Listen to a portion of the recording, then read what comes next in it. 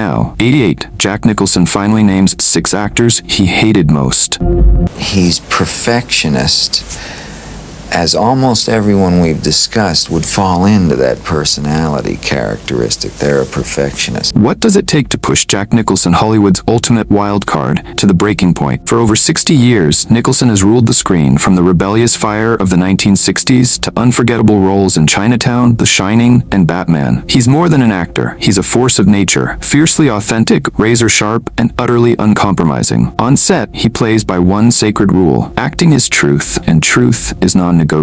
Cross that line with laziness, ego, or a false note, and you're done. But even the king of cool has a blacklist. And today, we're pulling back the curtain on 6 actors who managed to turn Jack's time on set into a personal hell. These aren't just any names. They're Hollywood royalty, infamous troublemakers, or both. By the end, you'll know exactly who they are and why they ended up in the crosshairs of Jack Nicholson's lethal smile. Number 1. Leonardo DiCaprio. Imagine 2 titans from different eras colliding on the same screen. Jack Nicholson, the embodiment of Hollywood's raw, unpredictable danger, and Leonardo DiCaprio, the precision-engineered heir to the throne. When Martin Scorsese brought them together for The Departed, 2006, it was billed as a historic crossover. On paper, it was dynamite. But behind the camera, the fuse never fully lit. Nicholson stepped into the role of mob boss Frank Costello like a loaded gun. Unpredictable, dark, and impossible to control. And in one unforgettable moment, he proved it. Without warning, without it being in the script, Jack pulled out a real gun and shoved it in DiCaprio's face. Everyone froze. The terror you see in Leo's eyes in that scene? 100% real. Scorsese didn't yell cut. He just let the tension burn into film history. It wasn't a prank. It was Jack's way of shaking DiCaprio loose, trying to find a crack in that perfect, calculated armor. But it never came. He's perfect, technically flawless, but there's no risk, Nicholson later confided. You can see every brick in the building. I want to see a house about to collapse. For Jack, the frustration wasn't about talent. DiCaprio had that in spades. It was about danger. He builds a masterpiece brick by brick, Jack said,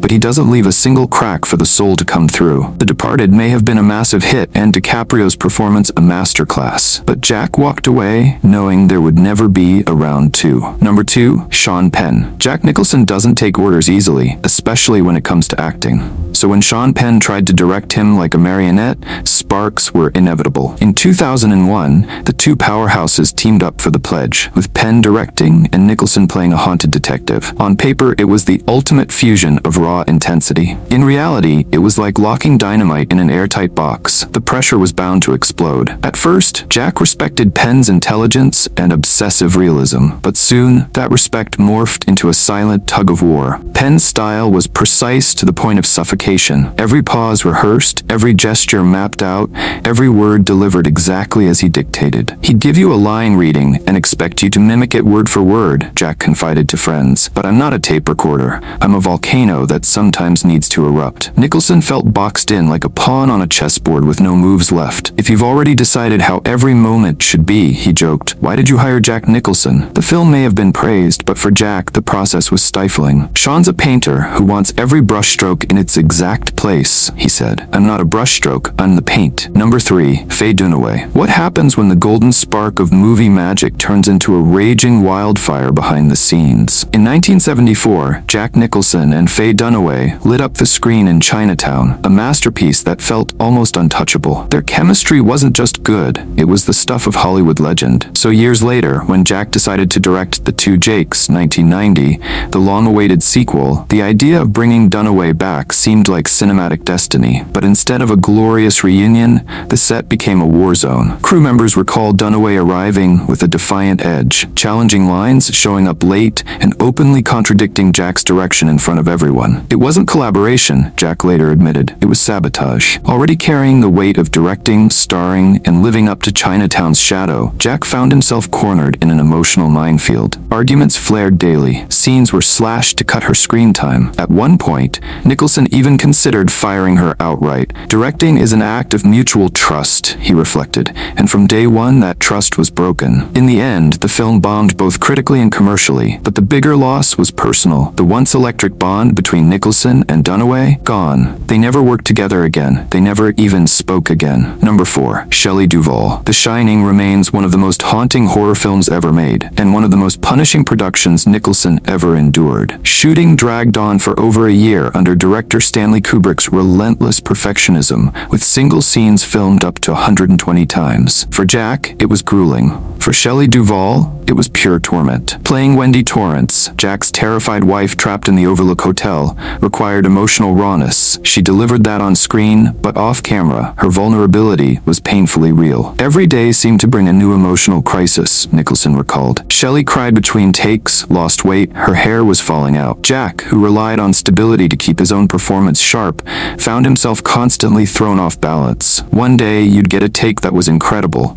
The next, it was like acting with a completely different person. There was no rhythm, no anchor. It wasn't anger that haunted Jack Nicholson. It was guilt. He couldn't blame her, not really. Stanley Kubrick was dismantling Shelley Duvall piece by piece, isolating her, freezing her out, and demanding the impossible. We were all under pressure, Jack admitted years later, but she carried the heaviest burden. Back then, he saw her as the production's emotional barometer. If Shelley crumbled, so did the film. Frustration was easier than empathy, but years later, that frustration curdled into something heavier. What she endured was inhuman. That film is a masterpiece, but it was built on the ruins of our sanity. And what hurts me most, no one protected Shelley. Not even me. And that brings us to another heartbreak. Number 5, Tom Cruise. It was the showdown everyone remembers, and the tension no one saw coming. The phrase, "you can't handle the truth," didn't just make movie history. It came from one of the most explosive on-screen duels ever filmed. Jack Nicholson versus Tom Cruise in A Few Good Men, 1992. On camera, the energy crackled. Off camera, it was a very different story. At the time, Cruise was the golden boy of Hollywood. Ambitious, disciplined, trained to perfection. Nicholson, already a living legend, was the polar opposite. Chaos wrapped in charisma, raw emotion laced with unpredictability. They weren't just from different generations, they were from different planets. The clash didn't happen instantly, but it was brewing. Crew members recalled Jack watching Cruise closely at first, studying him like a cat sizing up prey.